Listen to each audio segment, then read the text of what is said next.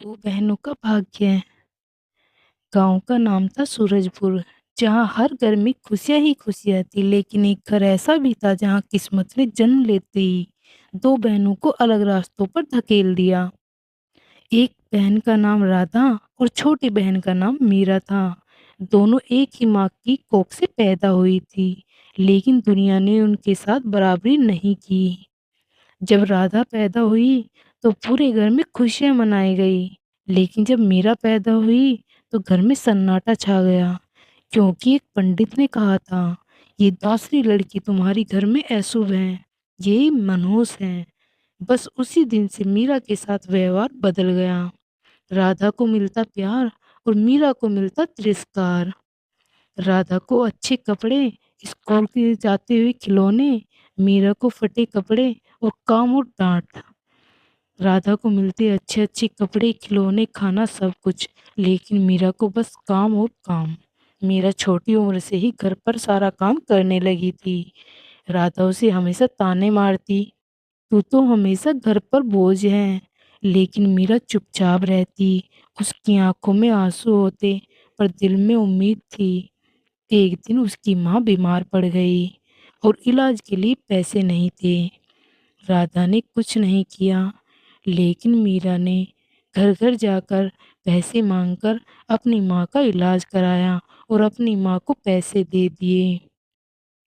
मरते समय माँ ने मीरा का हाथ पकड़ा और कहा, बेटा तू सबसे अलग है, एक दिन तेरी सच्चाई ही तेरा भाग्य बदल देगी। लेकिन इतना सब करने पर भी मीरा की माँ नहीं बच पाई और यह कहते ही वह मर गई।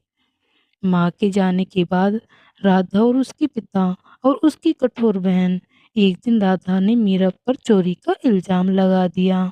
बिना कुछ सुने पिताजी ने मीरा को घर से बाहर निकाल दिया। बारिश हो रही थी। मीरा भीगती हुई अकेले बिना किसी सहारे के निकल पड़ी। रास्ते में उसे एक बूढ़ी औरत मिली जो बहुत ही भूखी थी। मीरा खुद भूखी थी, फिर भी उसने अपनी आखिरी रोटी उसे दे दी। बूढ़ी औरत मुस्कुराते हुए और अचानक से बोली, तूने आज इंसानियत दिखाई है, अब तेरी किस्मत बदल जाएगी। यह कहते ही वह बूढ़ी औरत अचानक से गायब हो गई। मीरा शहर पहुंची और एक छोटे से घर में वह काम करने लगी। दिन रात मेहनत करती, ईमानदारी से काम करती और धीरे धीरे सबका दिल मीरा ने जीत लिया। एक दिन उस घर के मालिक ने उसकी सच्चाई देखकर उसे पढ़ाई में लगन देखकर पढ़ाई करने का मौका दिया। मीरा ने पढ़ाई में इतनी मेहनत की कि एक दिन वो बड़ी अफसर बन गई। अब वही मीरा जो कभी घर से निकली नहीं थी, आज पूरे जिले की सबसे सम्मानित अधिकारी है। राधा की शादी एक अमीर घर में हो गई थी, लेकिन उसका घमंड और उसका व्यवहार उसे कहीं ना कहीं टिकने नहीं दे रहा था। उसके पति ने उसे छोड़ दिया, पिताजी भी बीमार पड़ गए और घर भी बिक गया। राधा सड़क पर आ गई थी। एक दिन राधा भीख मांग रही थी, तभी एक गाड़ी उसके सामने आकर रुकी। दरवाजा खुला और बाहर निकली उसमें से मीरा। राधा उसे पहचान नहीं पाई। मीरा ने पूछा, तुम्हारा नाम?